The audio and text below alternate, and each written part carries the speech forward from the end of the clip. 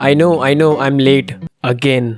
Actually मैं इस video के साथ में किसी और वीडियो पे भी काम कर रहा था जो कि मैं जल्द ही अपलोड करने वाला हूं। तो वैसे तो मैं कभी वीडियो के स्टार्टिंग में बोलता नहीं हूं, लेकिन मैं आज बोल रहा हूं कि प्लीज चैनल को सब्सक्राइब करो अगर अभी तक नहीं किया है तो, एंड बेल आइकन को ऑन करना मत भूलना। तो एपिसोड के स्टार्टिंग में हमें दिखाया जाता है राइनर और उसकी मॉम बात कर रहे होते हैं। राइनर की मॉम बोल रही होती है कि किस तरह पैराडिस के एल्डियंस उन्हें छोड़ के चले गए और हमें यहाँ पे मार्लेन से अलग रखा जाता है। हमारे अंदर एक डीमन का खून है जिसकी वजह से तुम्हारे पिता हमें छोड़ के चले गए क्योंकि वो एल्डियन नहीं है। और उसकी मॉम बोलती है काश हम भी मार्लेन्स होते। और फिर हमें दिखाया जाता है राइनर जो कि पुरानी बातों को याद कर रहा होता है कि किस तरह वो वॉरियर बना और वो किस तरह एक मार्ले बनना चाहता था क्योंकि उसकी मॉम ने कहा था। यहाँ पे वैसे एक सीन काट दिया गया है जो कि मांगा में दिखाया था। मांगा में ये दिखाया था कि राइनर किस तरह एनी बर्ट, आई एम सॉरी मुझसे इसका नाम प्रोनाउंस नहीं होता, और मार्शल से कितना पीछे होता है। लेकिन इस चीज को एपिसोड में क्लियर कर दिया गया था जब पोर्को राइनर को पोक करता है कि वो किस तरह बाकियों से पीछे है। राइनर के पास बस एक ही चीज होती है, लॉयल्टी, वो भी मार्लेन्स के लिए। राइनर बाद में बर्ट को बोलता भी है कि वो किस तरह एक हीरो बनना चाहता है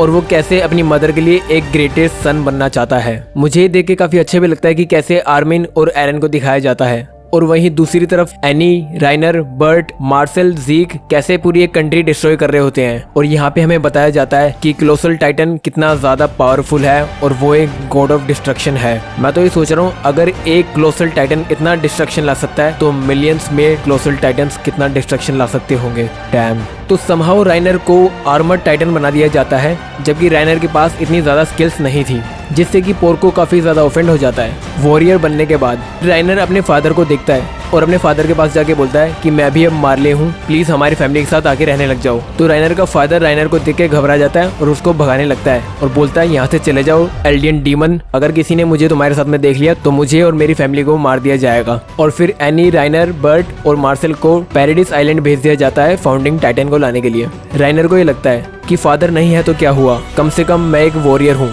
और मुझ पे भरोसा करके मुझे आर्मर टाइटन दिया गया है। पूरी दुनिया मुझे उस हीरो के नाम से जानेगी जो हीरो पूरी दुनिया को आइलैंड के उन डीमन से बचाता है। और फिर जब ये चारों रास्ते में आराम कर रहे होते हैं, मार्शल राइनर से माफी मांगता है क्योंकि मार्शल ने राइनर की इमेज अच्छी बनाई थी आर्मी के सामने और पोर्को की बुरी। मार्शल चाहता था उसका भाई पोर्को टाइटन्स की पावर को इनहेरिट ना करे ताकि वो और भी ज्यादा जिंदगी जिए। तभी अचानक से राइनर के पीछे एक टाइटन अपीयर होता है जो कि और कोई नहीं हमारी यमीर होती है। तो वो राइनर को खाने ही वाली होती है तो अचानक से मार्शल राइनर को बचा लेता है और यमीर जो कि नॉर्मल टाइटन होती है वो मार्शल को खा जाती है। अब जब यमीर ने मार्शल को खा लिया है तो जो टाइटन की पावर्स यमीर के पास में आ जाती है। तो इस तरह यमीर को जो टाइटन की पावर्स मिलती है और फिर हमारे जो 3 वॉरियर्स हैं वो भी वहाँ से भाग जाते हैं डर की वजह से। एनी घर वापस जाने को बोलती है लेकिन राइनर जो है वो मना कर देता है। राइनर बोलता है हमें मिशन पूरा करना होगा, अगर हम खाली हाथ घर गए तो मार्लेन्स हमें किसी और को खिला देंगे ताकि कोई और हमारी टाइटन पावर ले सके। तो वो तीनों मिलकर फैसला करते हैं कि वो दीवार को तोड़ेंगे। अब यहाँ पे मुझे काफी ज्यादा अच्छा लगा कि मापा ने पुराना वाला एनिमेशन यूज किया है विट स्टूडियो का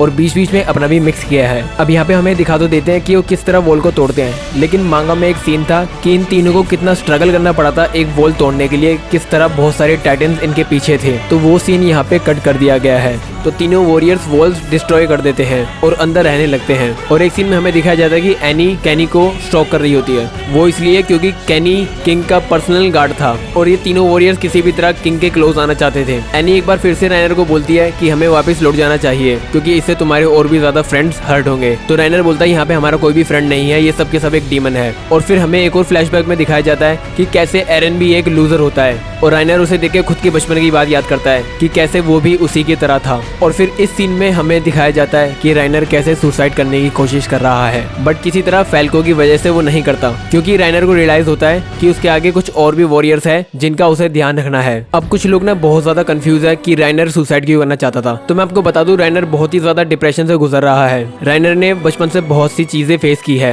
जो कि किसी भी बच्चे को फेस नहीं करनी चाहिए। राइनर इवन मल्टीपल पर्सनैलिटी डिसऑर्डर से भी गुजर रहा है। राइनर ने बचपन में बहुत कुछ देखा है, उसके अपने जो दोस्त थे खुद राइनर की वजह से उन सब की भी डेथ हुई है। राइनर के खुद के फादर ने राइनर को रिजेक्ट कर दिया जिनके लिए वो इतनी मेहनत करके वॉरियर बना था। अब लाइफ में राइनर के पास बस एक चीज रह गई है, उसका जो रोल है एज ए वॉरियर उसको वो निभाना है। सीजन 3 के पार्ट 2 में बर्टहोल्ट ने भी ये बात बोली थी कि उसे फर्क नहीं पड़ता कि अब क्या सही है और क्या गलत है। वो वहाँ पे आया था एज ए वॉरियर और जो उसका लाइफ में रोल है एज ए वॉरियर उसको वो पूरा करना है। और सेम यही चीज राइनर फेस कर रहा है। राइनर को पता है पैराडाइस के लोग अच्छे हैं, लेकिन वो चाहकर भी कुछ नहीं कर सकता क्योंकि उसको पता है पूरे एल्डियंस और मार्लियंस कितने ज्यादा ब्रेन वॉश्ड है पैराडाइस के लोगों के लिए। Right now Rainer doesn't care about what is right और what is wrong, he just playing his role as a warrior. But यहाँ पे सुसाइड वाले सीन में राइनर को लगता है उसके पास अब कुछ नहीं है। राइनर इतने ज्यादा वॉर्स के बाद में, इतने ज्यादा लॉसेस के बाद में और अपने फ्रेंड्स को खोने के बाद में इतना ज्यादा डिप्रेशन में जा चुका है कि उसे अब लगता है कि लाइफ में अब कुछ नहीं बचा है and right now He just want to die। और उसके बाद हमें दिखाया जाता है कि हॉस्पिटल के पास में फैल्को होता है और उसको वही शख्स बुलाता है जो पिछले एपिसोड में स्माइल कर रहा था, और वो शख्स फैल्को को बताता है कि वो कैसे PTSD होने का एक्टिंग कर रहा है ताकि उसको अपनी फैमिली को फेस ना करना पड़े, क्योंकि उसकी जो हालत है वो चाहता नहीं कि उसकी हालत उसकी फैमिली देखे। वो शख्स फैल्को से पूछता है कि तुम बड़े सैड लग रहे हो, कुछ बात हुई क्या? तो फैल्को बताता है कि ट्रेनिंग में कोई है जो उससे बहुत ही ज्यादा आगे है और वो चाहता नहीं कि वो एक वॉरियर बने। फैल्को यहाँ पे गाबी की बात कर रहा है कि वो कैसे एक आर्मर टाइटन बनेगी और फैल्को कितना उसके आगे वीक है। फिर जो वो शख्स है वो बोलता है जब से मैं यहाँ पे आया हूँ हमेशा चीजों का ऐसे ही अंत क्यों होता है, अपने शरीर का और अपने दिमागी संतुलन का खो देना, कैसे फ्रीडम छीन ली जाती है और अपने ही सेंस खो देना। अगर किसी को पता होगा कि उसका अंत ऐसे होगा तो वो कभी बैटल फील्ड में नहीं आएगा। वो शख्स बोलता है कि कुछ होता है जो उन्हें उस नर्क की ओर चलने पे मजबूर करता है और वो कुछ उनकी खुद की इच्छा नहीं होती। हालात और उनके आसपास के लोग उनके पास कोई भी चारा नहीं छोड़ते हैं, लेकिन जो लोग खुद को पुश करते हैं वो अलग टाइप की हेल देखते हैं। वो लोग हेल के कुछ आगे देखते हैं। अब या तो वो एक होप होती है या फिर एक और हेल। आगे क्या है सिर्फ वो लोग जानेंगे जो आगे बढ़ते रहेंगे। अब यहाँ पे हमें शख्स का फेस दिखा दिया गया है और मैं जानता हूँ कई लोग पहचान चुके हैं, लेकिन मैं तब भी इसका नाम नहीं बताऊंगा क्योंकि अगले एपिसोड में इस शख्स का नाम रिवील होने वाला है एंड अगला episode one of the greatest episode in the history होगा। तो बस आज के लिए सिर्फ इतना ही। उम्मीद करता हूँ आप लोगों को वीडियो पसंद आई होगी। अगर वीडियो पसंद आई तो प्लीज वीडियो को लाइक किए बिना मत जाना और अगर चैनल पे पहली बार आए हो तो सब्सक्राइब किए बिना मत जाना and also don't forget to follow me on Instagram. मेरा यूजर नेम है असली सैयद। तो मैं मिलता हूँ आपसे अपनी नेक्स्ट वीडियो में। टिल देन आरा आरा सायोनारा।